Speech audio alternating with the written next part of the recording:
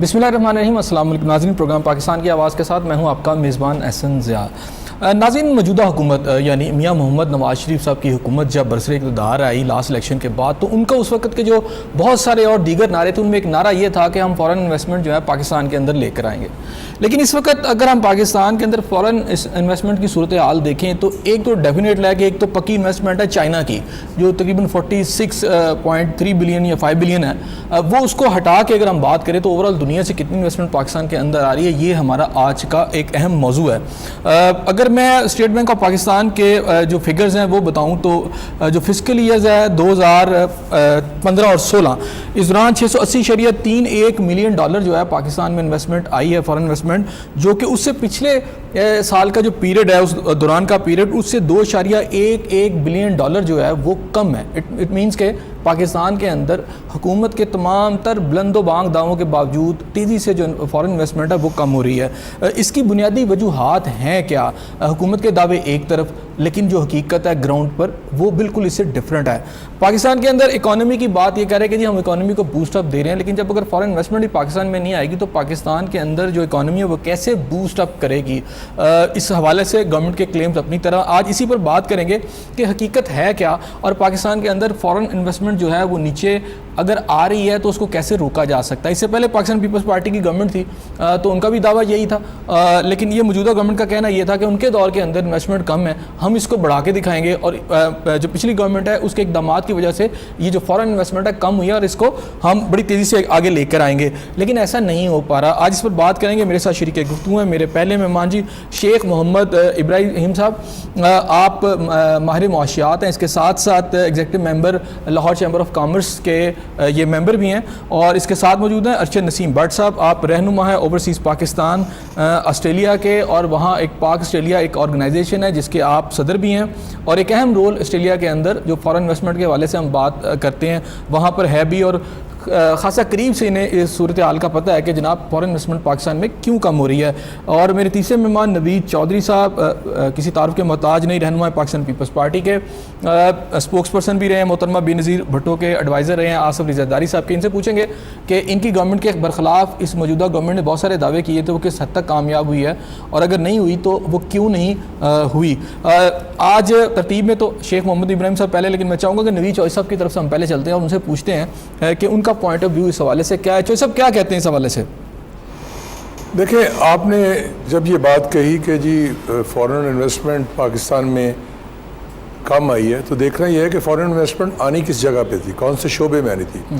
मौजूदा हुकूमत ने फॉरेन इन्वेस्टमेंट किसी शोबे में नहीं आ सकी, इसलिए कि उन्होंने ख़ुद जब जाकर डॉलर बेचे, और एक न्यूयॉर्क के अंदर आपको याद होगा कुछ पिछले साल जिसके ऊपर हमने कहा था कि ट्रेजन का केस बनता है इसहाक डार साहब के ऊपर कि ये यूरो बॉन्ड के नाम से जो इन्होंने बॉन्ड निकाले वो एक इन्वेस्टमेंट के तौर पे ये लेके आया कि जी इन्वेस्टमेंट यहाँ आई है। इंडस्ट्रियल एटमॉस्फेयर यहाँ, एनर्जी क्राइसिस है जो अभी तक ये मौजूदा हुकूमत ने चैलेंज किया था कि 90 डेज़ में हम ले आएंगे, वो पूरी नहीं कर सके, तो इन्वेस्टमेंट वहाँ नहीं आई। फिर तीसरी बात यह है कि ये ख़ुद बहुत बड़े इंडस्ट्रियलिस्ट हैं। जब खुद एक बड़े इंडस्ट्रियलिस्ट अपनी सारी इन्वेस्टमेंट बाहर लेके जा रहे हैं तो कहाँ कोई लेके यहाँ आएगा? उनके मुकाबले में कोई नहीं आएगा, क्योंकि पनामा लीक्स में जब जाके इनकी सारी चीज़ें एक्सपोज हो गई पब्लिक में, तो इनके पास अब कोई जवाब नहीं रहता कि ये इसको ये कहें कि जी इन्वेस्टमेंट हम ला के आ रहे हैं। देखें, क्योंकि जिस शोबे में अभी आपने चाइना की पहले बात की, चाइना में भी इन्वेस्टमेंट ये नहीं लेके आए, वो भी आसिफ जरदारी साहब के दौर में आखिरी जो सी पैक है वो भी साइन हमने किया था, और वो भी बैंक भी हमने उसी दौरान खुला ओपनिंग की थी यहाँ कराची में, जो चाइना का है, क्योंकि चाइना उससे पहले इन्वेस्टमेंट नहीं लाते थे, बार्टर सिस्टम होता था उनका, लेकिन पहली दफ़ा उन्होंने इन्वेस्टमेंट लेके आए और यहाँ इन्वेस्ट किए उन्होंने आके।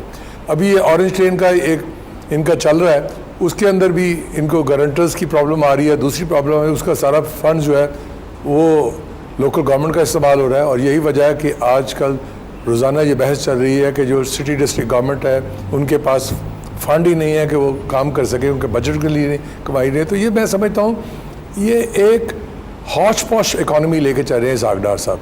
इसहाक डार साहब ने रिसीवेबल पे ज़्यादा जोर दिया हुआ है, और रिसीवेबल भी इनडायरेक्ट टैक्सेस पे, डायरेक्ट टैक्स पे तो है नहीं, इनडायरेक्ट टैक्सेस हैं कि किसी ना किसी तरीके से लोगों को फंसाया जाए और महंगाई को बढ़ाया जाए।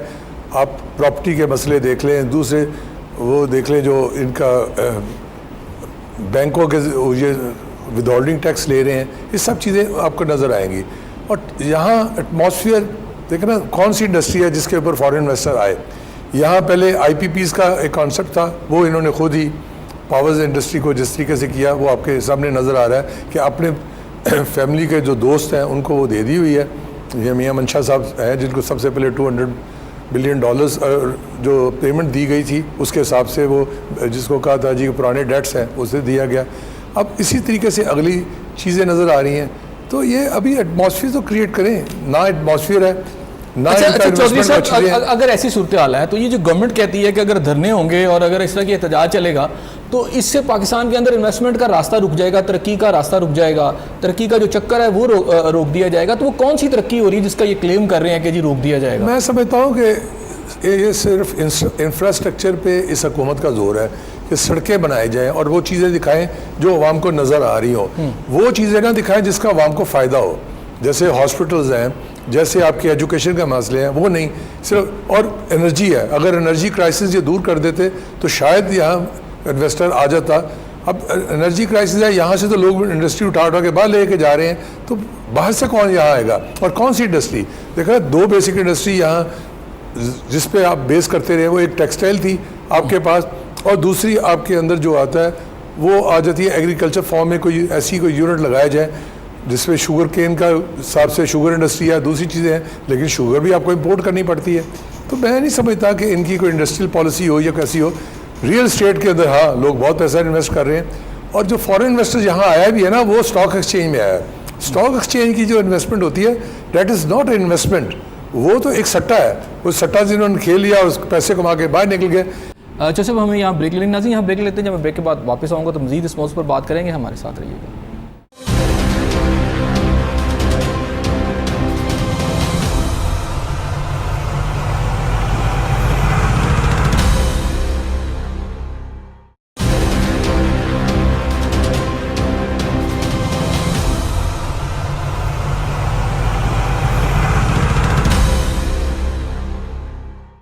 ویلکم بیک ناظرین. جی نوید چودھری صاحب, تو میں یہ بات کہہ رہا تھا کہ یہاں انویسٹمنٹ کا نام ماحول ہے. انویسٹمنٹ کے جو یہاں منسٹر بنائے گئے ہیں انہیں بھی آپ نے دیکھا ہوگا کہ کوئی ایسے پروجیکٹس نہیں لے کے آئے جس میں فارن انویسٹمنٹ کے طور پہ یہاں ہے. یہاں تو لوکل انویسٹمنٹ کو ڈسکریج کیا جا رہا ہے. آپ کے تمام کمرشل بینکس جو ہیں وہ اس وقت جو لون ہیں ان کی پرائرٹی ہوتی ہے گورنمنٹ کو لون دینا, اور وہ سیف ہیں. جب لوننگ ساری ان کے پاس جا رہی ہے, اور اسی لیے آپ دیکھیں گے کہ انٹرسٹ ریٹ بھی کم کیا جا رہا ہے تاکہ اس کا بینیفٹ گورنمنٹ ٹھیک ہو گیا. اس میں مزید بات کر لیتے ہیں. ارشد نصیر صاحب میں آپ کی طرف بھی آتا ہوں, لیکن میں چاہ رہا ہوں کہ پاکستان کی صورتحال ہمیں ذرا پہلے پتہ چل جائے, پھر میں آپ کے آسٹریلیا میں کیا ہو رہا ہے یا اوورسیز پاکستانیوں کے لحاظ سے بات کرتا ہوں. شیخ محمد ابراہیم صاحب, ابھی نوید چودھری صاحب کی آپ نے باتیں سنی, آپ چونکہ ڈائریکٹلی ساری کمیونٹی سے آپ کا لنک بھی ہے, تو فارن انویسٹمنٹ جو ہے پاکستان میں اس کی رکاوٹیں آپ کو کیا نظر آ رہی ہیں اسی طرح انویسٹمنٹ؟ جی بالکل نہیں. اس میں سب سے پہلی جو پرابلم ہے کہ گورنمنٹ نے ایسا انوائرمنٹ ہی ابھی تک نہیں دیا کہ جس سے کوئی انویسٹر پاکستان میں آئے. جیسا کہ چودھری صاحب نے کہا, نہ پالیسیز ایسی ہیں نہ سوچ ایسی ہے.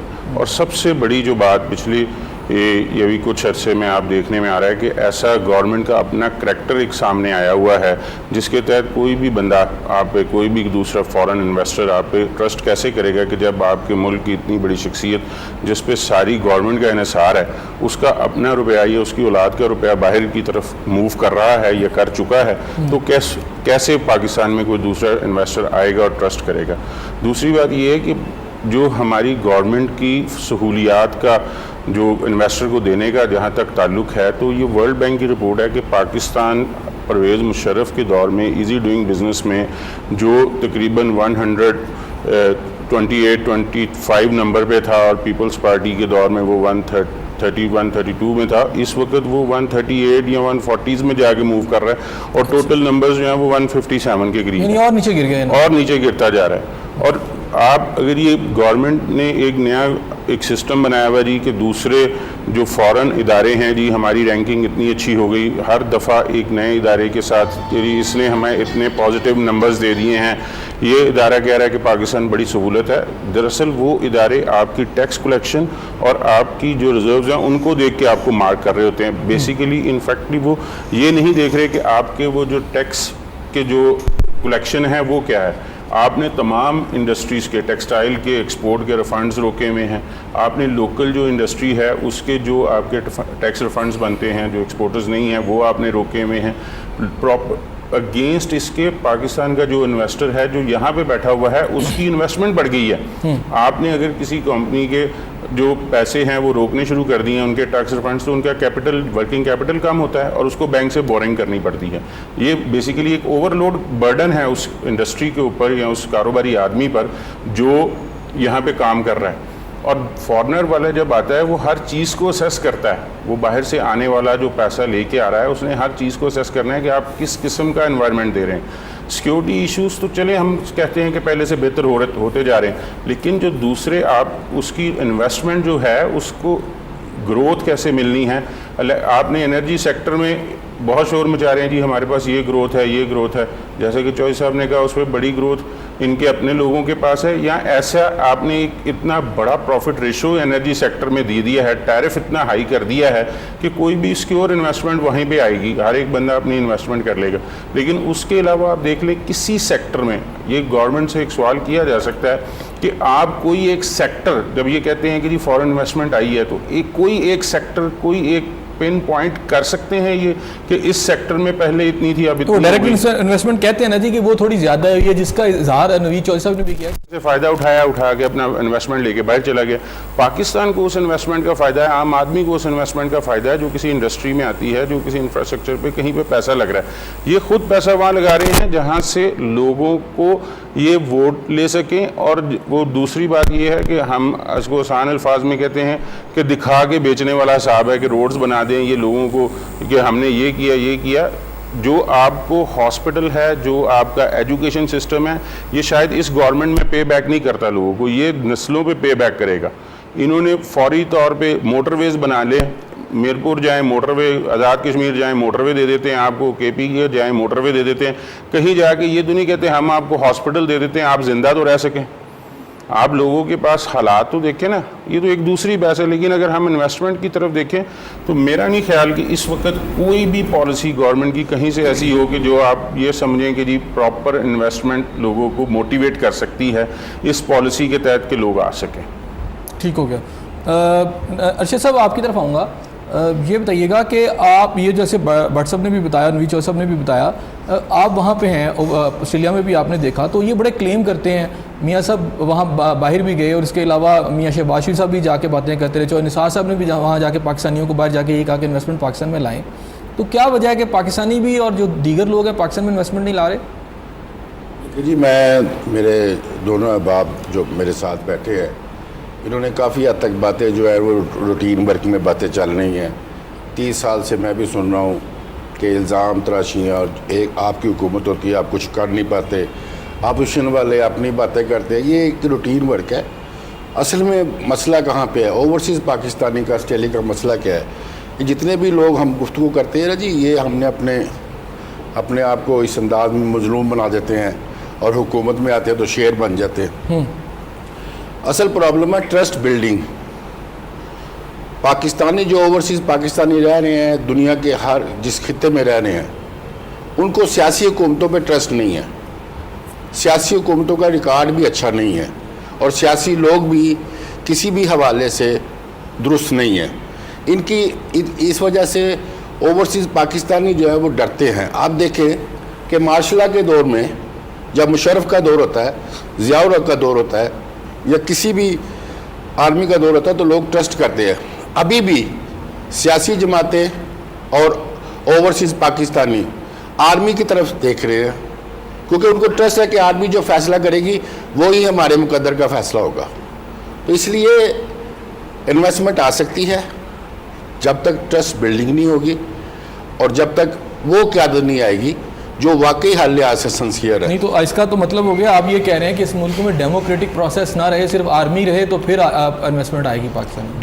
ڈیموکریٹ جو نظام ہے, جو موجودہ نظام ہے جس سے دو پارٹیاں فائدہ اٹھا رہی ہیں, جس کو سب لوگ کہہ رہے ہیں کہ ان کی باریاں لگی ہوئی ہیں. پیپلز پارٹی کا دور ہو, مسلم لیگ نون کا دور ہو, دونوں پہ لوگوں کو اعتماد نہیں ہے. اور لوگ جو اوورسیز پاکستانی ہیں, یہاں کے جو پاکستانی ہیں, جیسے ابھی انہوں نے چوہدری صاحب نے کہا کہ یہاں پہ بھی بزنس ختم ہو رہے ہیں. ابھی پراپرٹی جو لینڈ مافیا ہے وہ گریپنگ کر رہی ہے لینڈز کو.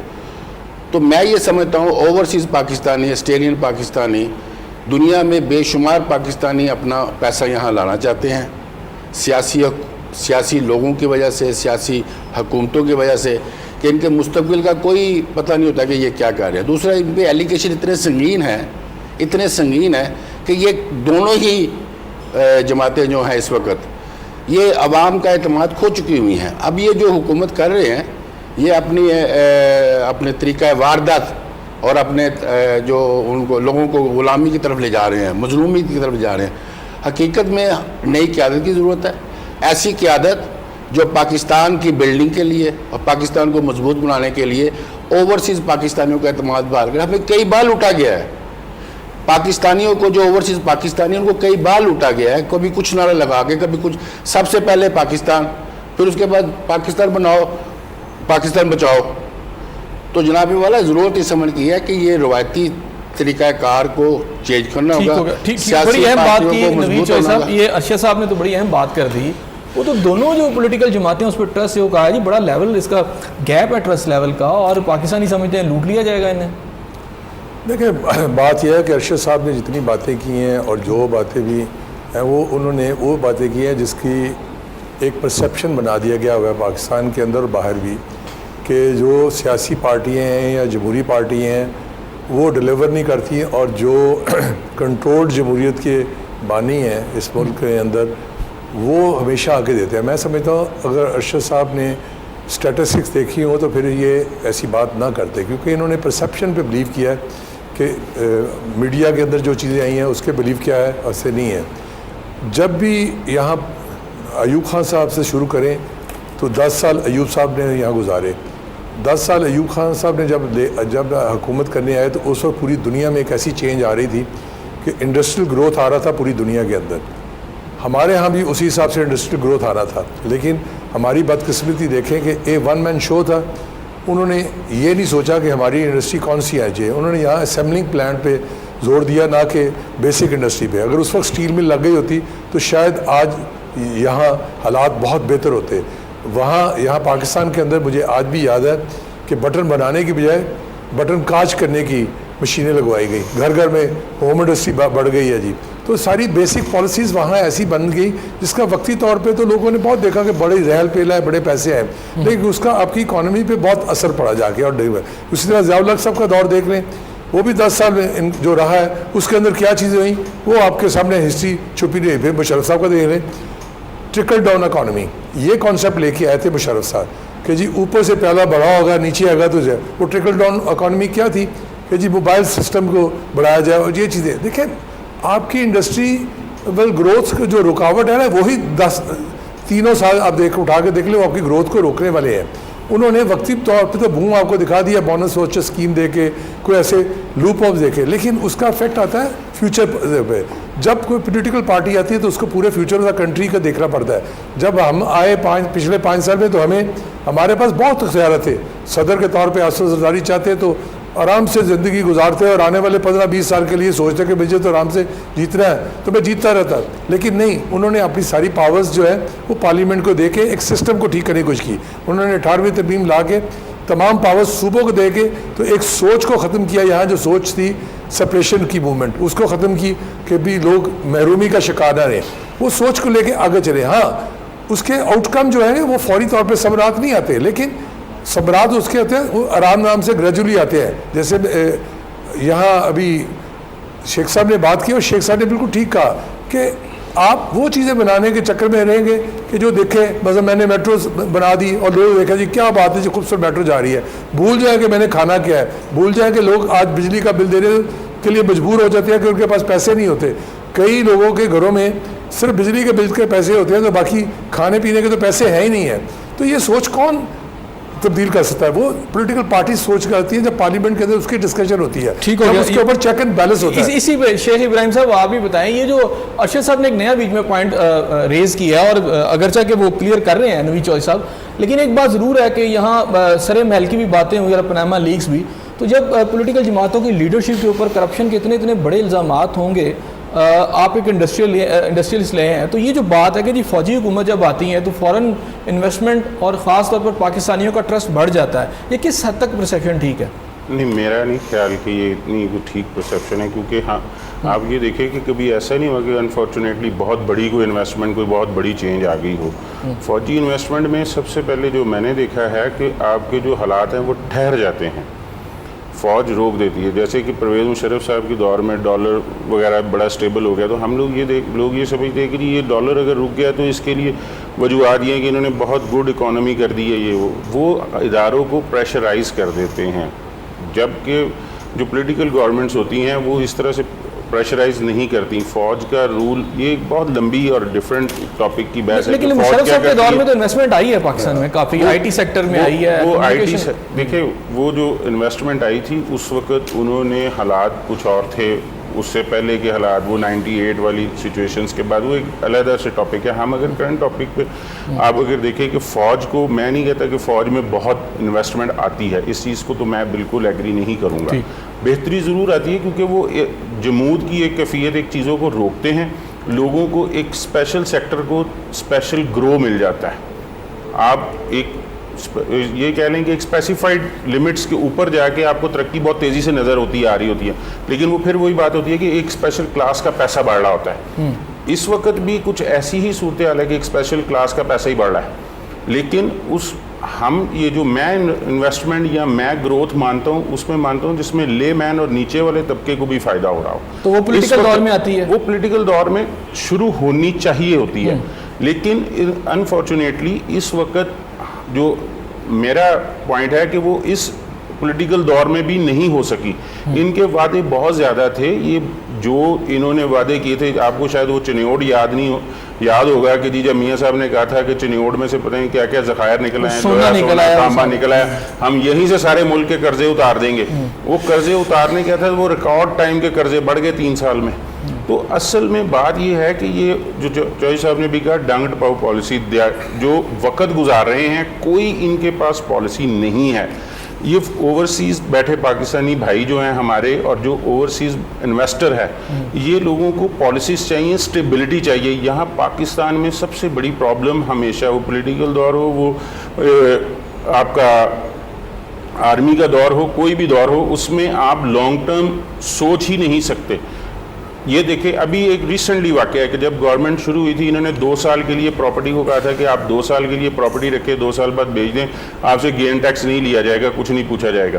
اس بجٹ میں جو بندے نے 2 سال کا رکھا اس کو اٹھا کے 5 سال کر دیا، اس کی انویسٹمنٹ جو 2 سال کے لیے بک ہونی تھی وہ 5 سال کے لیے بک ہو گئی، اب نیگوشیٹ کر کے اس کو 3 سال پہ لے آئے ہیں۔ لیکن یہ چیزیں جب گورنمنٹ ایک دفعہ کرتی ہے، دنیا میں اب دبئی میں ٹیکسز چینج ہو رہے ہیں یا دنیا میں کہیں چینج ہوتے ہیں، وہ 2 سال پہلے 1 سال پہلے لوگوں کو بتانا شروع کرتے ہیں کہ ہم لوگ یہ تبدیلی لائیں گے، اس کا یہ رزلٹ نکلے گا۔ ایجوکیٹ کیا جاتا ہے لوگوں کو، ٹھیک ہو گیا، ایجوکیٹ ہمارے کیا جاتا ملک میں ایجوکیٹ ہی نہیں کر رہے کسی چیز۔ ارشد صاحب، یہ ہمارا ایک ہوسٹ آف ہماری ایمبیسیز بھی ہیں اور کونسولیٹس بھی ہیں، ان کا رول کیا ہے فورن انویسٹمنٹ میں؟ ہماری جو ابراڈ جو ہماری ایمبیسیز ہیں، یہ کوئی کرتی ہیں پاکستانیوں کو یا فارنرز کو کہ جی انویسٹمنٹ آئے؟ میں جی آپ کے اس سوال پہ بعد میں، اچھا میں آپ کی طرف آتا ہوں، مجھے یہاں بریک لینی ہے، بریک کے بعد آپ ہی کی طرف واپس آتا ہوں۔ ناظرین، یہاں بریک لیتے ہیں، جب میں بریک کے بعد واپس آؤں گا تو ہم ارشد نسیم بٹ چلیں گے، ہمارے ساتھ رہیے گا۔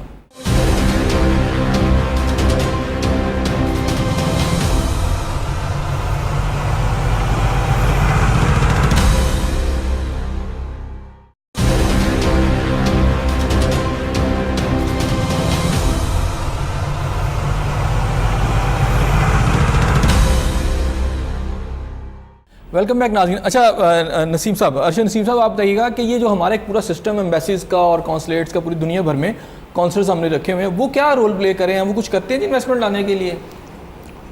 میں جی آپ کے یہ جو سوال ہے اس کا جواب دوں گا۔ میں تھوڑی سی وضاحت کر دوں شیخ صاحب نے جو بات کی ہے۔ بنیادی طور پہ دیکھا جاتا ہے کہ مسئلہ کہاں پہ ہے، پرابلم کہاں پہ ہے۔ یہ جو سیاسی حکومتیں جتنی بھی ہمارے دور میں آئی ہیں، ہم نے 30-35 سال میں دیکھا ہے، یہ ذاتی مفادات کے لیے کام کرتی ہیں۔ ان کی نظریہ ضرورت کے تحت پالیسیاں ہوتی ہیں، مستقل پالیسیاں نہیں بناتے، اور ایسا نظام، یہی بات شیخ صاحب نے بھی کی ہے، ان کا بھی یہ کہنا ہے کہ پولیٹیکل گورنمنٹ کرتی ہے لیکن کر نہیں رہے۔ اصل پھر یہ جو شیخ صاحب نے کہا ہے کہ جی فوجی حکومتوں میں چیزیں رک جاتی ہیں، آپ یقین جانیں الٹا کر لیں یا سیدھا کر لیں, آگے کر لیں یا پیچھے کر لیں, نظام چلتے اسی دور میں ہے. چلیں یہ آپ کا پوائنٹ آ چکا, کرپشن سے پاک ادارے ہوں. میں اس پوائنٹ پہ آ چکا. اب آپ کی طرف آتے ہیں. ہاں جی, وہ دوسری دیکھیں جی, جو امبیسیوں کا معاملہ ہے نا جی, دنیا میں جتنی بھی امبیسیاں ہیں, جو حکومت ہوتی ہے وہ اپنے مفادات کے لوگ وہاں لگاتی ہے اور وہاں پہ سیاسی پارٹی کے لیے کام کرتی ہیں. اگر پرائم منسٹر نے امریکہ جانا ہے تو وہاں کے لوگ بھی اور پاکستان سے بھی لوگ وہاں جا کے صرف پرائم منسٹر کے لیے کام کرتے ہیں, اور ان کا جو وہاں پہ پوسٹنگ ہے وہ سیاسی بنیادوں پہ ہوتی ہے, میرٹ کی بنیادوں پہ نہیں ہوتی. لوگوں کا بالکل امبیسیوں سے, کونسلیٹ آفس سے اعتماد اٹھ گیا ہے, سیاسی حکومتوں سے اعتماد اٹھ گیا ہے. ہر جماعت جو الیکشن ہار کے بری طرح ہارتی ہے وہ سب سے زیادہ مظلوم بن کے اپنے لیڈر کو پروموٹ کرتی ہے. اوورسیز پاکستانی یہ چاہتے ہیں کہ اگر پاکستان کے نظام کو مستحکم کرنا ہے, پاکستان کے انویسٹمنٹ لانی ہے اور یہاں پہ نظام کو بہتر کرنا ہے, تو پھر اوپر سے لے کے نیچے تک, نیچے سے لے کے اوپر تک کرپشن کو ختم کیا جائے. انرجی جو پرابلم ہے, جو بجلی کی چوری ہو رہی ہے, جتنی زیادہ بجلی کی چوری اس کو کنٹرول نہیں کیا جا رہا, اور جو انویسٹمنٹ یہاں پہ لے کر آ رہے ہیں ان کو تحفظ نہیں دیا جا رہا, بلیک میلنگ کی جاتی ہے, تھریڈ کیا جاتا ہے, اور اس میں سیاسی لوگ ملوث ہوتے ہیں, M N A MPs ملوث ہوتے ہیں کہ اگر ارشد نسیم نے کام کیا ہے, یہاں پہ پیسہ لگایا ہے, تو اس کو بلیک میل کریں گے, اس کو تھریڈ کریں گے, اس کے بچوں کو گواہ کریں گے, ان کے لیے زندگی مشکل کر دیں گے, اور وہ یہ سب کچھ چھوڑ کے بھاگ جائے گا. تو آپ کیسے کہتے ہیں کہ جناب یہ نظام بہتر ہوگا؟ فارن امبیسی کے تھرو کسی حکومتوں نے کام نہیں کیا, صرف حکومتوں نے اپنے لیڈر کو پروموٹ کرنے کے لیے, اپنی پارٹی کو پروموٹ کرنے کے لیے کام کیا ہے. نیچے صاحب کیا کہتے ہیں, یہ جو اہم بات ہے, شیخ ابراہیم صاحب نے بھی کہا کہ وہ ایگری کرتے ہیں آپ کے اس پوائنٹ سے کہ پولیٹیکل سسٹم زیادہ بہتر ہے, لیکن وہ کہتے ہیں کہ پولیٹیکل گورنمنٹ نے وہ کام ہی نہیں کیے. اور یہ جو نسیم صاحب بھی بات کر رہے ہیں, ارشد نسیم صاحب بھی, کہ جب یہاں پہ لوگوں کو تحفظ ہی نہیں ہے پاکستانیوں کو, میں بہت سارے کیسز کو خود جانتا ہوں کہ وہ باہر ہیں, یہاں انہوں نے پراپرٹیاں خریدی ہیں, ان پہ قبضے ہو گئے ہیں, تو اس طرح کی ساری صورتحال تو پولیٹیکل جماعتوں نے پیدا کی ہے نا یہاں پہ. میں سمجھتا ہوں کہ نسیم صاحب کو فوج کے سسٹم کو نہ سمجھا ہے, نہ دیکھا, صرف آن پیپر یہ باتیں کر رہے ہیں. کرپشن کی بات انہوں نے کی, کبھی آج تک ہم نے سوچا کہ پاکستان میں کرپشن آئی کیسے ہے.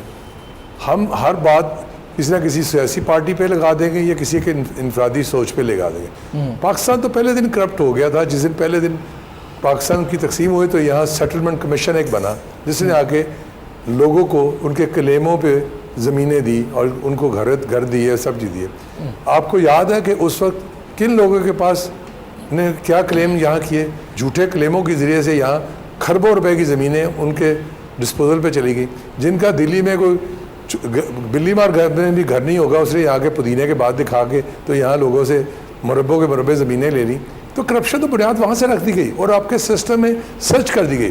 خود نسیم صاحب اپنے آپ کو دیکھ لیں کہ جہاں کہیں کام کرنے کی ضرورت ہوتی ہے وہاں پیسہ دیتے ہیں کہ بغیر پیسے کے کام کروا لیتے ہیں. تو یہ عادت جب ڈال دی گئی, جب ان کے خود لوگ جو ویزا لے کے جاتے ہیں باہر, تو آپ کو روزانہ نظر نہیں آتا کہ یہاں کتنی مین پاور اسمگلنگ کے لیے کتنے پیسے کہاں خرچ ہو رہے ہیں. تو ایک سسٹم کا حصے کو آپ کسی سیاستدان پہ یا کسی ایک فرد پہ ڈالنے کے بجائے اپنے آپ کا سوچیں. ہم سب کو سوچنا چاہیے. لیکن میں آ رہا ہوں, کس نے ٹھیک کرنا تھا؟ نہیں, میں آپ کے اسی طرف آ رہا ہوں. دیکھیں سسٹم ٹھیک ہوتا ہے جب آپ کنٹینیوٹی دیں گے کسی چیز کی.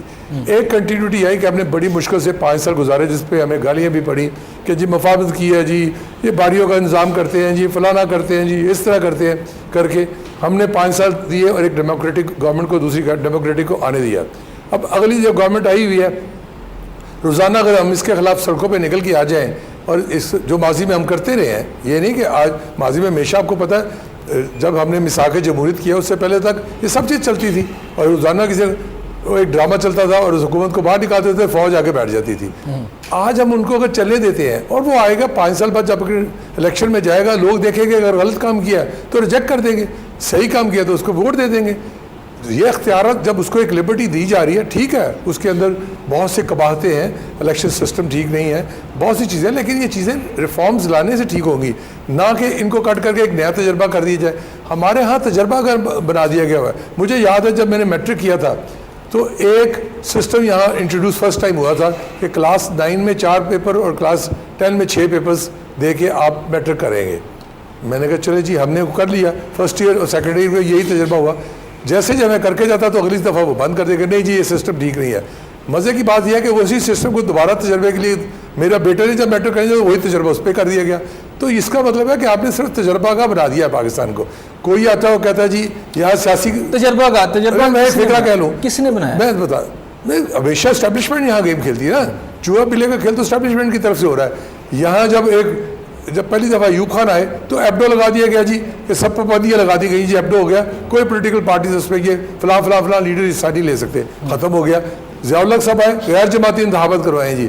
یہاں جماعتی انتخابات میں لیڈروں کو بڑا کرتے ہیں جی, لیڈروں کو بڑا کرتے ہیں. غیر جماعتی انتخابات کرائے, آج اس کی ورس پوزیشن آپ کو نظر آ رہی ہے. انہیں بھی بعد میں ایک لیڈر بنانا پڑا محمد خان جنیجو, جس نے آ کے کرپشن کی بنیاد رکھ دی اس سسٹم کے اندر جب اس نے M N A M P A کو ڈیولپمنٹ فنڈ دینے شروع کیے. اور وہ بنیاد ایسی رکھی کہ آج بغیر ڈیولپمنٹ فنڈ کے کوئی M N A M P A چل ہی نہیں سکتا.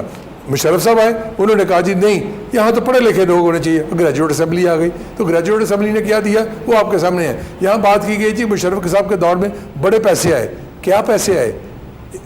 میں نے پہلے کہا جو ٹرکل ڈاؤن اکانومی کا کانسیپٹ شوکت عزیز صاحب نے ایک نعرہ لگایا تھا کہ جی اوپر سے پیالہ بڑا ہوگا تو اس کے نیچے اثرات نظر آئیں گے. تو پیالہ کیا بڑا جی؟ بہت گروتھ ہوئی ہے جی. کس چیز کی گروتھ ہوئی ہے؟ موبائل فون اتنے بک گئے. اور یہ گروتھ ہے کیا؟ یہ بیسک انفراسٹرکچر ہے. یہاں کاسمیٹک چینجز آتی ہیں. جب کاسمیٹک چینجز لائیں گے تو یہ چیزیں ہوں گی. میڈیا کے اندر بھی آپ کو بھی پتہ ہے احسن صاحب, میرا تو کیونکہ میڈیا کے ساتھ آج کا نہیں پہلے دن سے میرا ان کے ساتھ رابطہ ہے, دیکھتا ہوں میڈیا کے اندر بھی آج جو لوگ بیٹھے ہیں وہ کیا رول ادا کر رہے ہیں. کسی قندیل بلوچ کو وہ ہیروئن بنانے کی کوشش کرتے ہیں اور اگلے دن اس کو زیرو کر دیتے ہیں. تو یہ چیزیں لیکن زرداری صاحب کو بھی تو میڈیا نے ہیرو بنایا ہے نا, اسی طرح نواز شریف صاحب کو بھی میڈیا نے. نواز زرداری صاحب کو میڈیا نے تو زیرو کرنے کی کوشش کی, انہوں نے تو جواب نہیں دیتے تھے. وہ تو کہتے تھے یہ باکسز ہیں یہاں جو آتے ہیں ہر ایک نے اپنا اپنا کام کرنا کر کے چلے جائیں گے. پورے 5 سال ان کو جو پہلے دن سے دیکھ لیں. زرداری صاحب کو تو جب شادی ان کی ہوتی ہے بے نظیر بھٹو سے تو پہلے دن ان کو ایک ٹارگٹ کر دیا گیا کہ یہ مسٹر 10% ہے اور یہ پھر اب 20% ہو گئے ہیں, اب 50. یہی الزامات لگتے گئے نا. 11.5 سال آپ کو انہوں نے قید میں رکھا. اور یہ جب شہباز شریف صاحب کو مسٹر بابی کا خطاب دیا گیا تھا 90 میں, وہ تو نظر نہیں آیا. کیونکہ یہاں ایک سوچ یہ بھی پاکستان کے اندر بڑی عجیب ڈیولپ ہوئی ہے کہ جو پنجاب کا میڈیا ہے وہ صرف پنجاب کے حساب سے سوچ رہا ہے اور اس کے حساب سے ہی آگے دیکھ رہا ہے. چلیں اور یہ باقی چیزوں کو نہیں بات کرتے ہیں. شیخ صاحب مجھے یہ بتائیے گا, جو نوید چودھری صاحب نے بھی بات کی, ایک اسٹیبلشمنٹ کی بات کی, دوسری سڑکوں پر نکل آنے کی بات کی. مجھے یہ بتائیں کہ اس وقت بھی تحریک کا اعلان کر دیا پاکستان میں ایک دفعہ دوبارہ سے, پی ٹی آئی نے بھی اور پیٹ نے بھی. تو اگر یہ تحریک چلتی ہے تو اس سے فارن انویسٹمنٹ کو کیا کوئی نقصان پہنچ سکتا ہے؟ کیونکہ نون لیگ کی گورنمنٹ یہ اویلا کر رہی ہے کہ جناب اس سے ترقی جو ہے نا وہ رک جائے گی, فارن انویسٹمنٹ رک جائے گی. کس طرح دیکھتے ہیں؟ کیونکہ وہ کہتے ہیں ہمارا یہ کانسٹیٹیوشنل رائٹ ہے, اگر پاناما لیکس میں کرپشن سامنے آئی ہے تو ہمیں سڑکوں پر آنا ہے, پرامن احتجاج کریں گے, ہم تو کرپشن روکنے کے لیے آئے ہوئے ہیں. میں آپ کی بات کا جواب دینے سے پہلے ایک چھوٹی سی بات یہ کروں گا کہ پولیٹیکل گورنمنٹ ہو یا آرمی کی گورنمنٹ ہو, باحیثیت بزنس مین, انڈسٹریلسٹ, جو بھی بندہ انویسٹر ہوتا ہے وہ یہ دیکھتا ہے کہ مجھے پالیسی کیا مل رہی ہے اور کتنے سال کے لیے مل رہی ہے. ہمارا آج تک المیہ ہی یہ رہا ہے کہ ہمیں کوئی بھی 5 سال 10 سال 15 سال کی پالیسی ہی نہیں مل سکی. یہ کام ہماری گورنمنٹس کا ہے. وہ 11 سال مشرف صاحب رہے, 11 سال ضیاء الحق صاحب رہے, تو ان کو میں نے لفظ استعمال کیا پولیٹیکل اور فوجی دونوں. آپ نے اس وقت گورنمنٹ کی جو پالیسی ہے وہ صرف اور صرف ٹیکس کلیکشن, پیسہ اکٹھا کرنے کی ہے. وہ آپ پنجاب لیول پہ دیکھ لیں, وہ آپ فیڈرل لیول پہ دیکھ لیں, سوائے اس کے کوئی دوسری پالیسی نہیں ہے. یہ آپ ایڈوانس ٹیکسز, پریشر ٹیکسز اور ان کے علاوہ کوئی چیز ایسی نہیں ہے جو ٹیکس اکٹھا کرنے کے علاوہ. دوسرا آپ کی جو بات یہ ہے کہ اس وقت کیا ان 2 جماعتوں نے جو احتجاج کا اعلان کیا, فورن انویسٹمنٹ کیا آنی ہے جی. یہ جب آپ احتجاج کرتے ہیں, سڑک بند کرتے ہیں, تو اس کا یہ حال ہوتا ہے کہ جو غریب ہوتا ہے وہ اور زیادہ مر رہا ہوتا ہے بیچارہ, جس نے دیہڑی لگانی ہے. فیکٹریوں کے جو مال جاتے ہیں, سرکل چلتے ہیں, وہ رکنے شروع ہوتے ہیں. جو پیچھے پی ٹی آئی نے دھرنا دیا ہے, اس دھرنے سے 3 دھرنا اسلام آباد میں تھا, پنڈی ٹوٹل مفلوج تھا. اس کے اثرات کے پی کے تک تھے کہ جو آپ کی ٹرانسپورٹ ہے وہ ٹوٹل رک جاتی ہے, لوگ اوور برڈن ہوتے ہیں, اور جو آپ کا سرکل ہوتا ہے اور ہر آدمی محتاط ہو جاتا ہے. جو آپ کی سرکولیشن میں روپیہ ہوتا ہے وہ رکنا شروع ہو جاتا ہے. یہ صرف فارن انویسٹمنٹ ہی نہیں, یہ تو آپ کی لوکل انویسٹمنٹ کو خراب کر رہے ہوتے ہیں. ہر چیز کا ایک طریقہ کار ہے, پروٹیسٹ کیا جائے. آپ کے پاس اسمبلی ہے, آج تک میاں عمران خان صاحب جا کے اسمبلی میں کتنا کہ بولے ہیں گورنمنٹ کے خلاف, آج تک انہوں نے کس ٹاپک پہ جا کے گورنمنٹ کے اوپر اپنی کوئی پراپر کمپریہنسو رپورٹ پیش کی ہے کہ گورنمنٹ نے یہ وہ تو کیا. کافی ڈیٹیلز میں بتاتے رہتے ہیں. وہ بھائی جان وہ جو جلسوں میں کھڑے ہو کے پارلیمنٹ جو ہے وہ انفیکٹو ہو چکی ہے, اس کو کہ وہاں سے پھر چھوڑ دیں ان کو, وہ پھر پارلیمنٹ کو اپنے ساتھ کیوں رکھتے ہیں.